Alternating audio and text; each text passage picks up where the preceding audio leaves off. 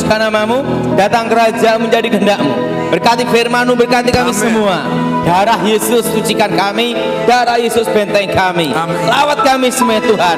Di dalam nama Yesus yang percaya katakan amin. Silakan duduk. Shalom. Shalom. Hari ini saya khotbah tentang iman. Apa saudara? Iman. Apapun tantangan, apapun badai, apapun cobaan, apapun masalah yang datang, yang tidak boleh hilang dalam hidup saudara adalah harapan. Apa saudara? Karena harapan adalah dasar dari iman. Apapun tantangan, apapun badai, yang tidak boleh hilang adalah harapan. Dan kalau harapan hilang, itu repot, akan mengalami 4S. Tahu 4S? Sedih, stres, darah tinggi naik, stroke, yang keempat selesai. Jadi apapun tantangan, apapun badai yang datang, hanya satu yang tidak boleh hilang, harapan. Dasar dari iman adalah harapan. Iman adalah kekuatan untuk melakukan kehendak Tuhan. Iman adalah kekuatan untuk melakukan firman Tuhan. Mari kita buka Alkitab kita saat ini dalam kitab Roma pasal yang ke-10. Kitab Roma pasal yang ke-10. Kitab Roma pasal yang ke-10 ayat 8 sampai dengan ke-11. Kitab Roma pasal yang ke-10 ayat 8 sampai dengan ke-11. Saudara yang ganjil, saya yang genap.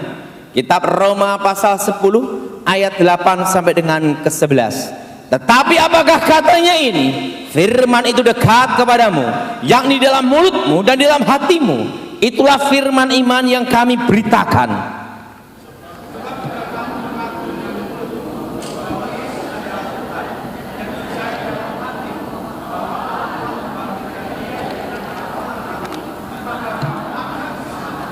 Karena dengan hati orang percaya dan dibenarkan, dan dengan mulut orang mengaku dan diselamatkan.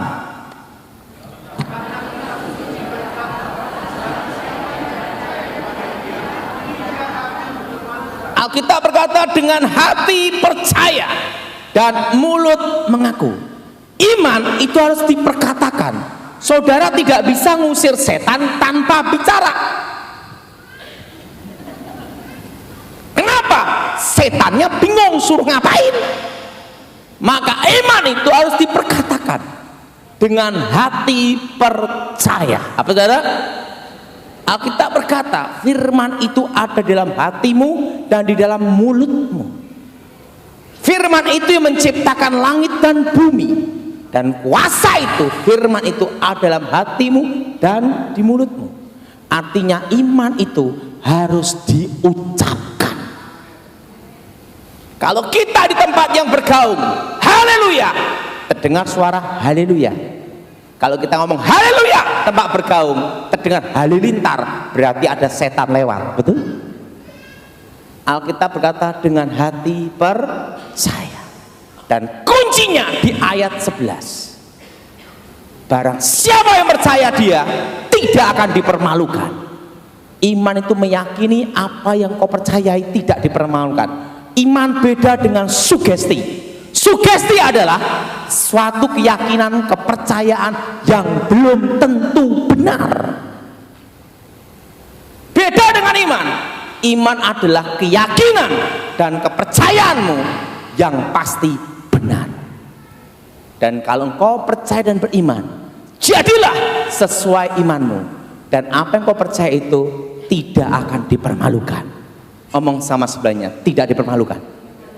Nah, saudara, waktu saya bertobat percaya Tuhan Yesus, saya ke gereja, lihat pendeta-pendeta mendoakan, tumpang tangan dalam nama Yesus, ubiak-ubiak gini, ubiak-ubiak. Dan waktu saya sampai rumah, mama saya sakit, 2 ginjalnya rusak.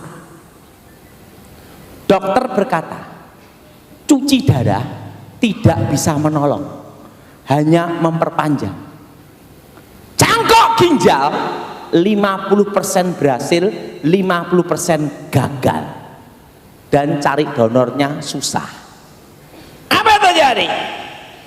Saya ngomong sama mama saya, "Mama, mau ndak mama percaya Yesus sebagai Tuhan dan Juru Selamat?" Mama saya itu agamanya Pancasila, semua ikut. Nah, saya ngomong, kalau Yesus adalah Tuhan, dia bisa menyembuhkan saya. Di situ saya bingung bagaimana cara mendoakan. Karena sebelum saya bertobat, itu kan dukun. Kalau dukun itu minum dulu, semprot vitamin komplit. Yang jadi pertanyaan, ini ibunya sendiri kan gitu dah. Enggak mungkin itu walat dah. Bingung caranya ini gini.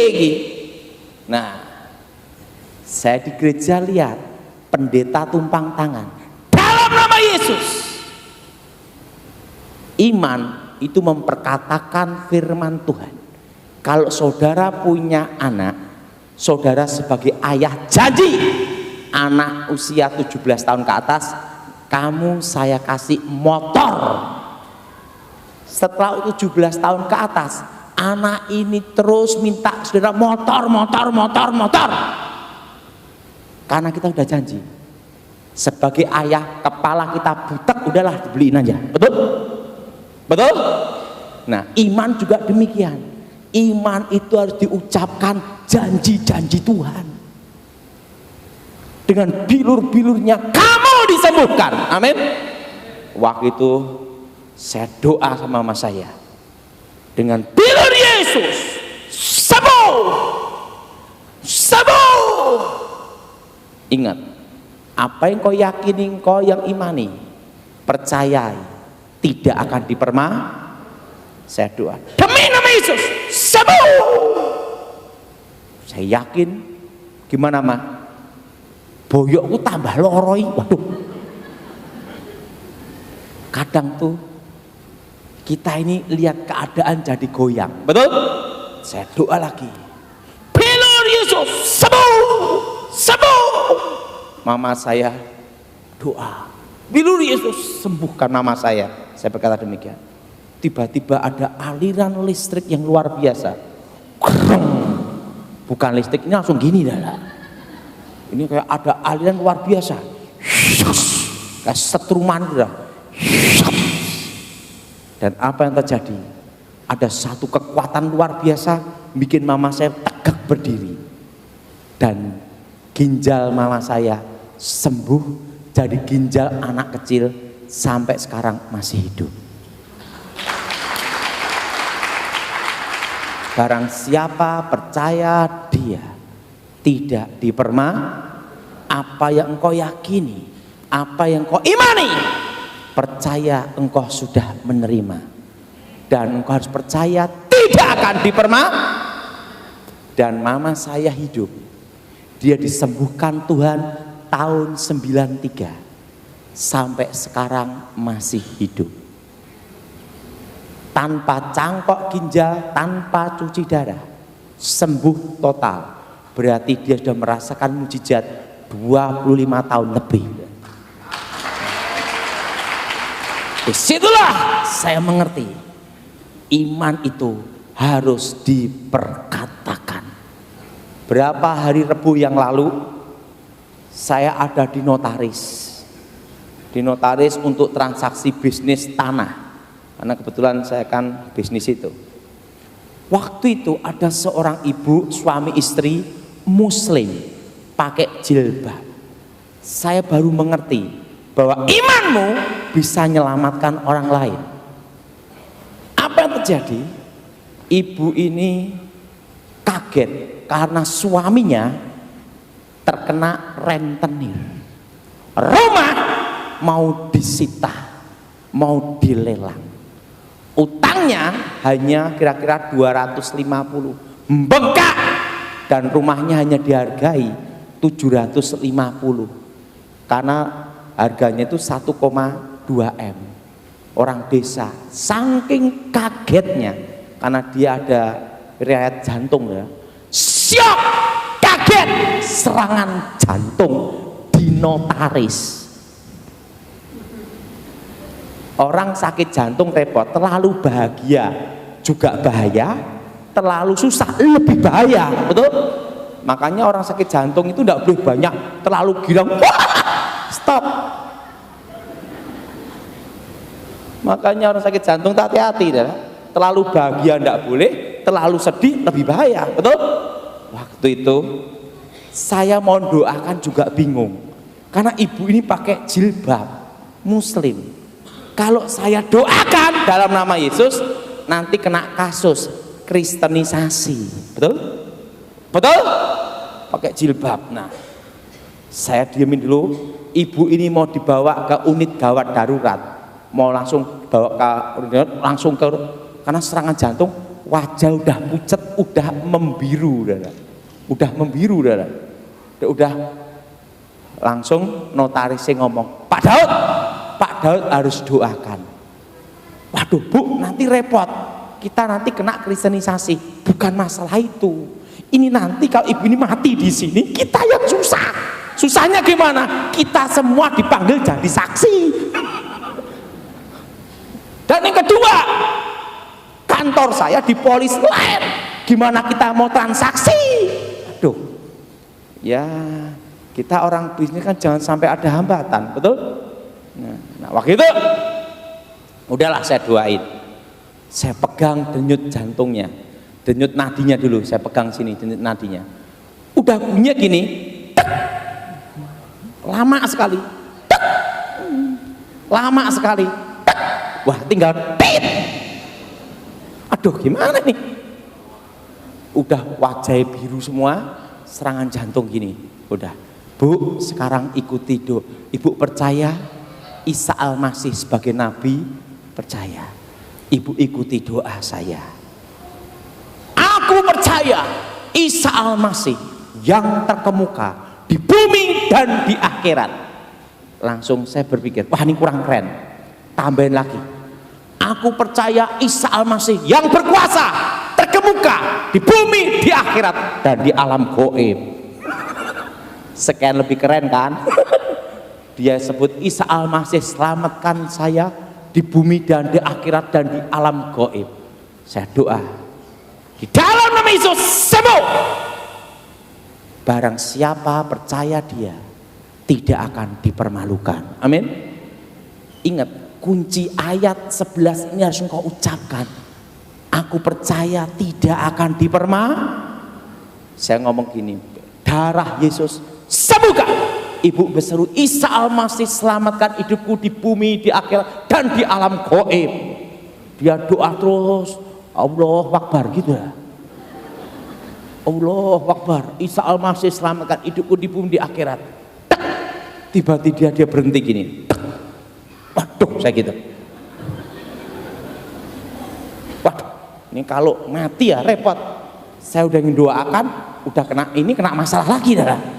Dipanggil dari saksi, polis lain.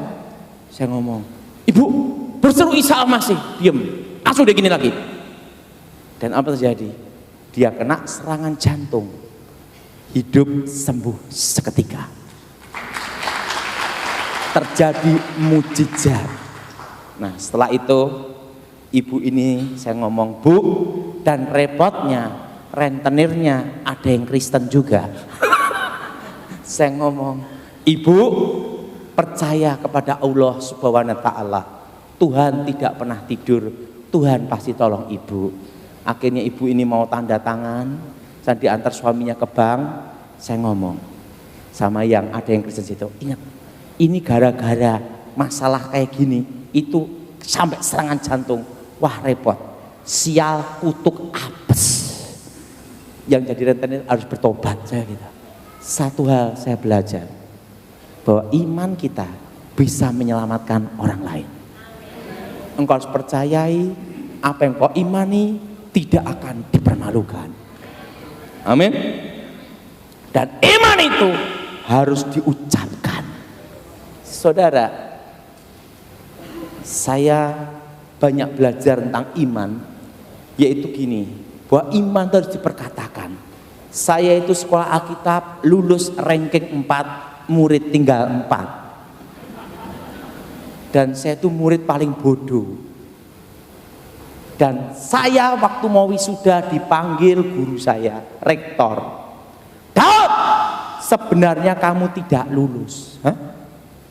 Nilainya semua di bawah 5. Tetapi kalau tidak diluluskan, guru-guru kamu tidak mau ketemu kamu lagi. Jadi kamu dipaksa untuk lulus.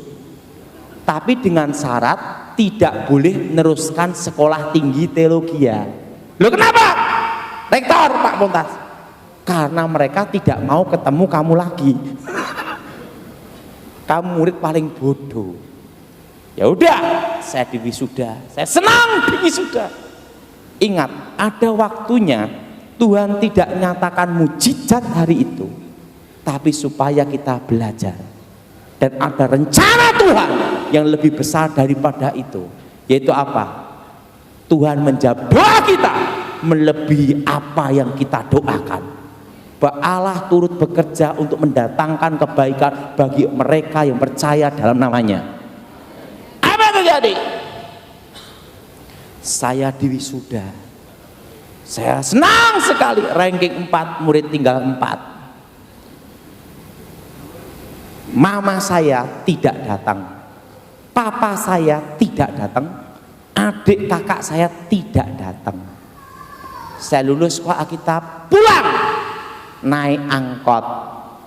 Begitu sampai rumah, papa saya dipecat, adik saya dipecat, kakak saya dipecat.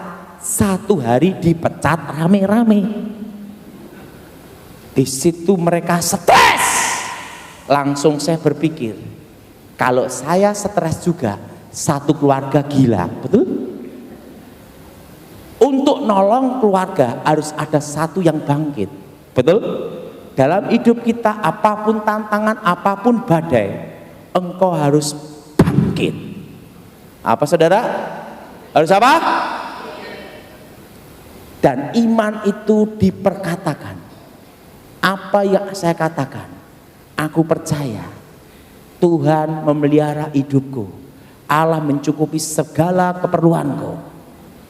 Di saat engkau ada tantangan dan badai, engkau perkatakan ayat ini, aku percaya tidak akan dipermalukan. Amin. Saya berdoa sama Tuhan, Tuhan tolong saya, apa yang harus saya lakukan, karena saya ini anak paling goblok, sekolah paling bodoh, gitu lah. Tapi duit ngerti, kan gitu lah. Tiba-tiba ada suara Tuhan, Daud, apa yang ada di tanganmu lakukan dengan setia. Tiba-tiba ada plastik bekas gula di tangan saya. Saya doa, Tuhan, apa aku mau jadi pemulung? Tuhan bicara, kamu jual plastik, dengan tanda inilah engkau akan menang. Saya lihat salib. Setelah itu, kadang sekitar kita tidak mendukung kita, tapi engkau harus bangkit dan katakan firman itu, aku percaya tidak dipermalukan. Mah, aku mau kerja plastik. Mama saya ngomong gini, Daud, di antara anak mama kamu paling goblok, gitu lah. Malah modalnya habis entek. Ini ada uang 100.000. Kalau kamu berhasil, memang Tuhan menyertai kamu. Kalau gagal, ingat itu modal terakhir, gitu lah. Saya dikasih 100.000 rupiah. Saya ngomong sama mama saya, Ma, aku ndak punya motor, mau pinjem motor. Daud, ini ada motor Poswan, bulan depan ndak bisa bayar kreditnya, kamu yang nerusin. Bayangin dah, udah min tambah min lagi dah. Saya beli plastik di agen plastik kilat HD kresek hitam, dapat 25 kilo kresek hitam. Saya naik motor itu, saya perkatakan firman itu, bahwa Allah turut bekerja mendatangkan kebaikan. Dan saya ucapkan firman yang ada di kitab Yosua, di mana kakiku dipijak, Engkau menyertai dan memberkati. Amin. Menyertai dan memberkati. Saya jual plastik ke simbok-simbok ibu-ibu.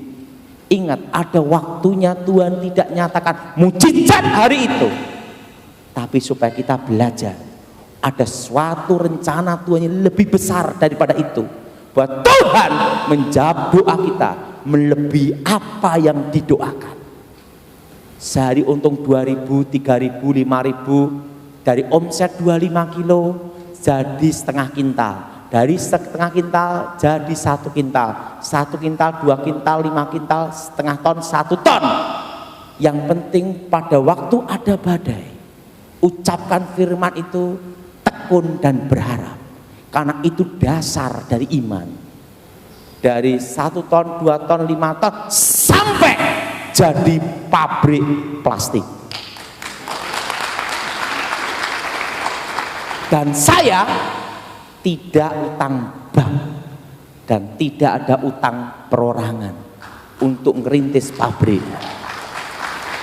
Yang pada itu saya pegang satu hal, bahwa apa yang saya percayai, apa yang saya imani, saya ucapkan firman itu tidak akan dipermalukan. Jadi iman itu harus diperkatakan. Amin. Amin. Nah, saudara, tantangan terbesar seorang laki-laki beda dengan seorang perempuan. Seorang laki-laki diuji pada waktu kaya, jaya, dan diberkati. Kalau laki-laki miskin, tukang becak, susah selingkuh, nggak ada duit, betul? Siapa yang mau? Betul? Betul? Nah, justru pada waktu orang itu diberkati, seorang laki-laki, itu ujian yang terbesar dan terberat. Dan seorang wanita diuji pada waktu miskin, susah, merintis, berat ekonomi. Apakah dia tetap setia sama suaminya? Betul? Betul? Makanya ujian laki-laki sama perempuan itu beda. Kita orang yang menikah, kalau wanita dikatakan cantik secantik apapun, kalau sudah menikah itu adalah 3 bulan. Setelah 3 bulan, yang penting bisa diajak bicara suka dan duka. Betul? Kita punya istri cantik, cerewet, yang laki stroke. Betul? Betul? Betul? Ngomong sebelahnya, cerewet enggak lo? Betul? Ujian seorang laki-laki itu pada waktu dia jaya. Setelah saya berhasil dalam bisnis, saya lupa panggilan Tuhan. Waktu saya lupa panggilan Tuhan, waktu saya berdoa, Tuhan bicara sama saya, Daud, ada apa Tuhan? Sudah waktunya kamu pulang ke rumah Bapak. Wah, mati. Saya belum siap. Tuhan, kalau umurku boleh diperpanjang, aku melayani engkau sungguh-sungguh. Tapi Tuhan ngomong, hari ini engkau pulang. Saya ngomong sama mama saya, Mah, aku mau pulang ke rumah Bapak. Wedan apa? Pengalaman saya saat ini jadi pelajaran.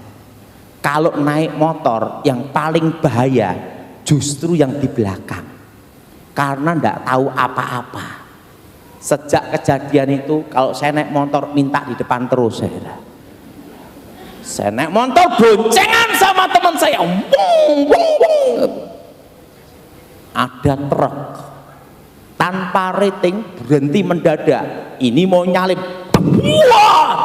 yang depan kan tahu, langsung gini. Saya kan tidak tahu, langsung gini. Makanya sejak kejadian itu saya selalu minta di depan sekarang, kecuali terpaksa aja. Dan apa yang terjadi? Roh saya dibawa di surga. Di situ saya dikasih lagu nyanyi haleluya dan awan kemuliaan. Di situ Tuhan tunjukkan masa yang akan datang. bahwa Indonesia akan terpecah menjadi 3. Timor sudah lepas, 2 akan menyusul. Di situ ditunjukkan bahwa Indonesia akan dipulihkan Tuhan. 25 tahun dimulai dari krisis 98, berarti pemulihan Indonesia tahun 2023. Dan sebelum pemulihan Indonesia akan terjadi krisis ekonomi 2018 anginnya, dan datangnya 2019 2020. Dan waktu 2020 pertengahan akan stagnat, maju ndak mundur ndak, itu sampai tahun 2023. Kalau turun pas gini 2020 akan turun terus sampai 2023. Kalau stabil terus, tidak maju tidak mundur sampai tahun 2023. Di situ Tuhan tunjukkan masa yang akan datang, apa yang akan terjadi atas Indonesia. Di situ saya dikasih tahu suatu rahasia, harus beli tanah. Tanahnya apa? Yaitu pinggir-pinggir kota. Apa saudara? Pinggir-pinggir apa? Pinggir-pinggir apa? Kota. Bukan yang di dalam kota. Karena saya orang goblok, saya diajarin jangan beli tanah di atas 10 juta.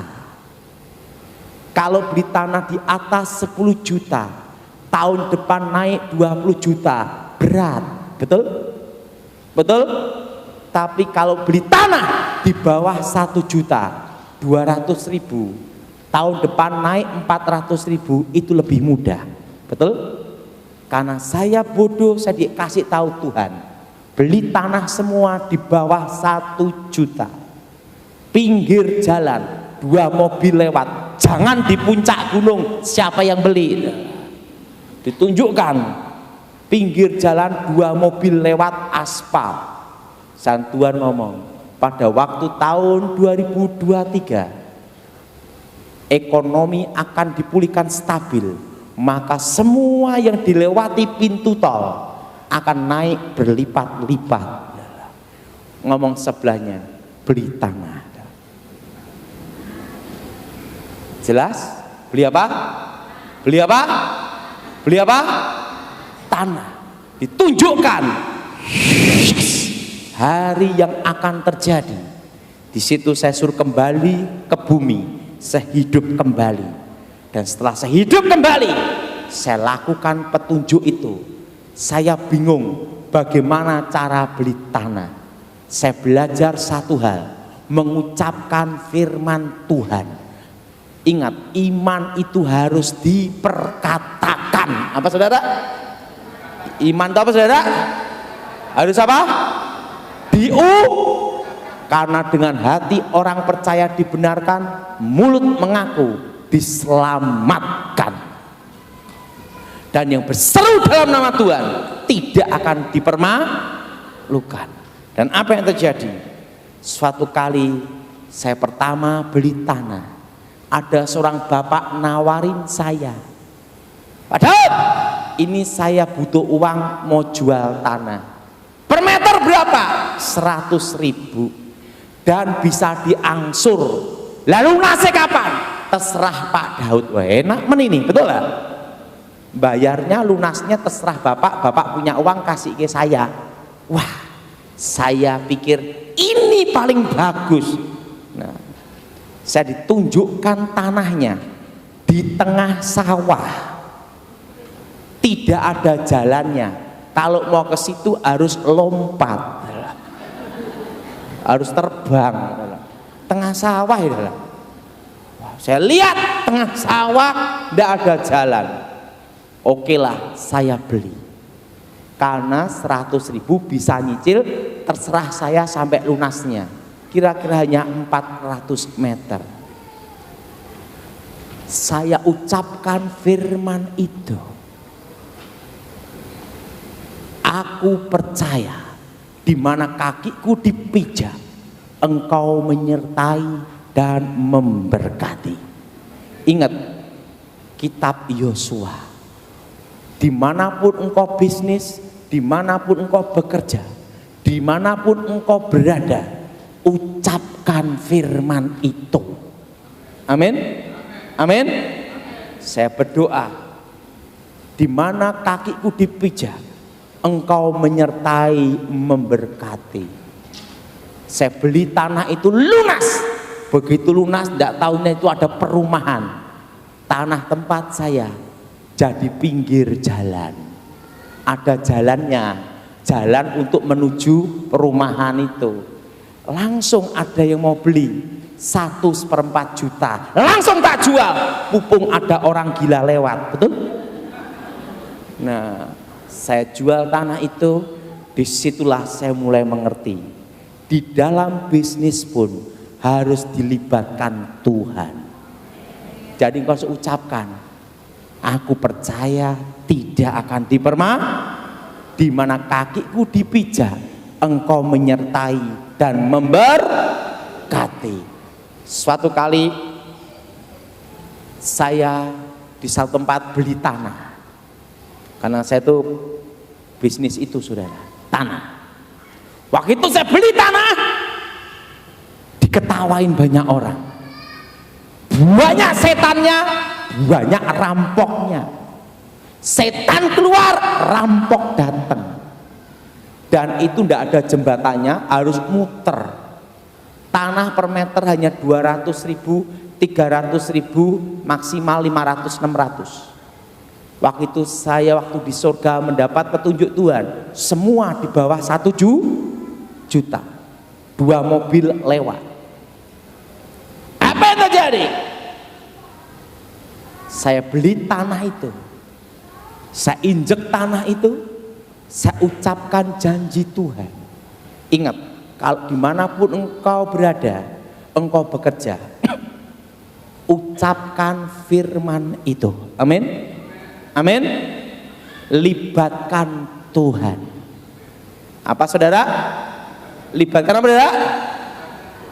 Di mana kakiku dipijak, engkau menyertai dan memberkati. Apa yang terjadi? Saya beli tanah itu berapa tempat? Pinggir jalan. Semua di bawah 1 juta. Setelah saya beli, 3, 4, 5 tahun kemudian, tempat yang saya beli itu jadilah pintu tol Solo.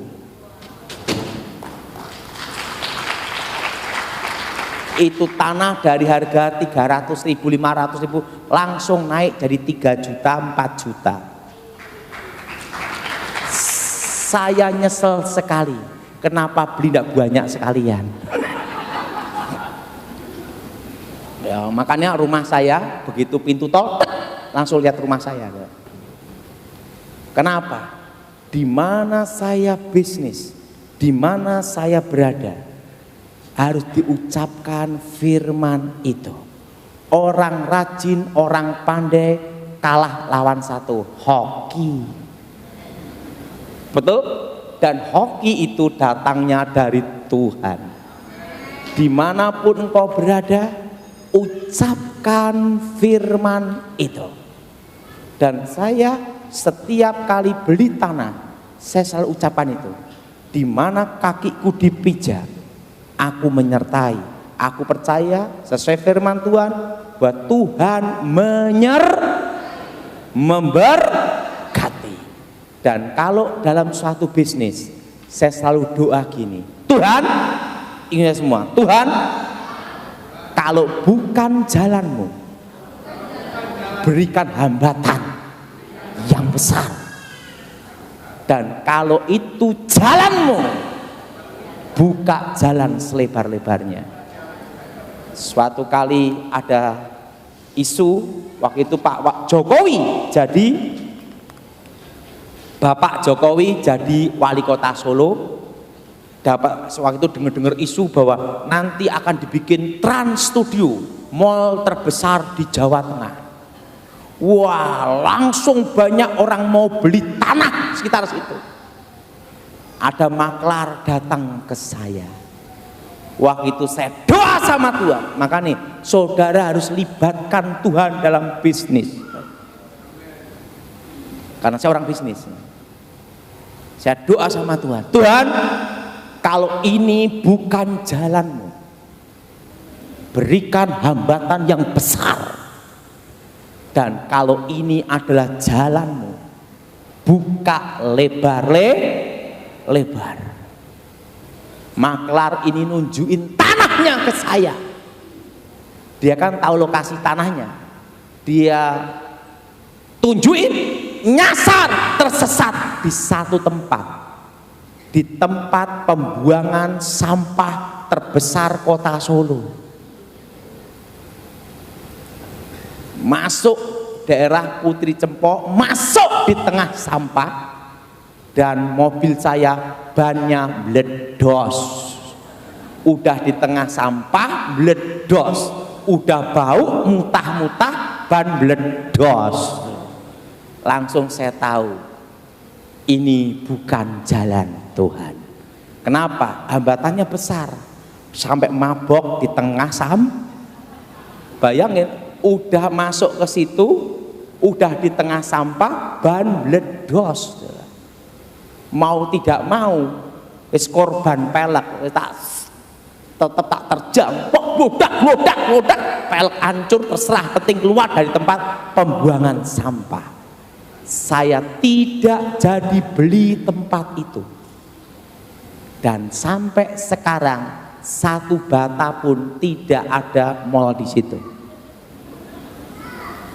Makanya di situ saya mengerti, di dalam bisnis, di dalam usaha harus melibatkan Tuhan.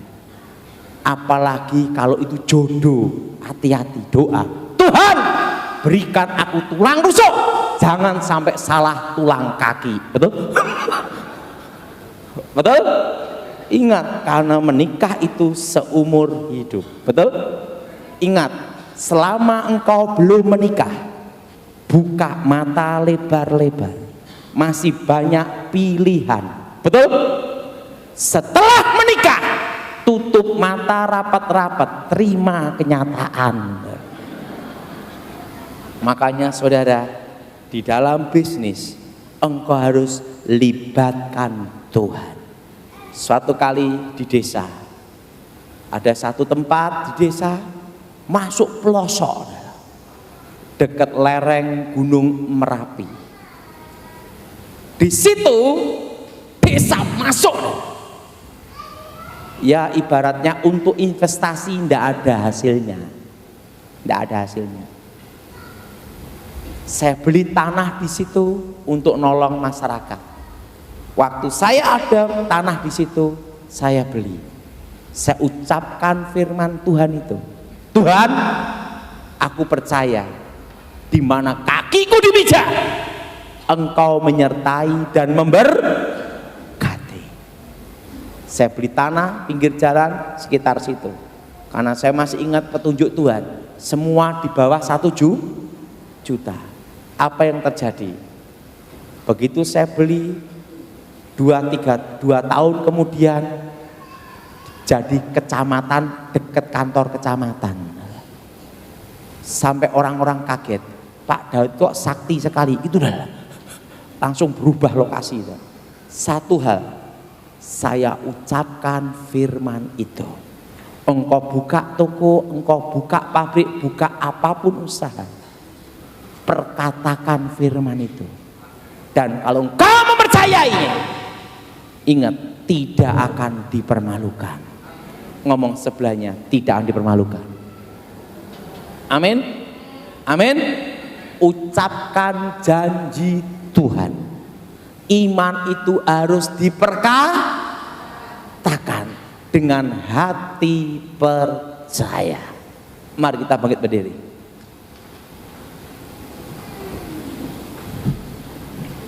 Saudara, ada waktunya Tuhan tidak menyatakan mujizat hari itu. Artinya Tuhan memberi engkau pembelajaran. Ada suatu rencana Tuhan yang lebih besar. Amin. Bahwa Tuhan menjawab doa kita melebihi apa yang kita doakan. Bapa di surga, dikuduskan namamu, datang kerajaanmu, jadi kehendakmu. Berkati firman-Mu, berkati kami semua. Darah Yesus sucikan kami, darah Yesus bentengi. Lawat kami secara pribadi. Demi nama Yesus. Yang percaya katakan Amin.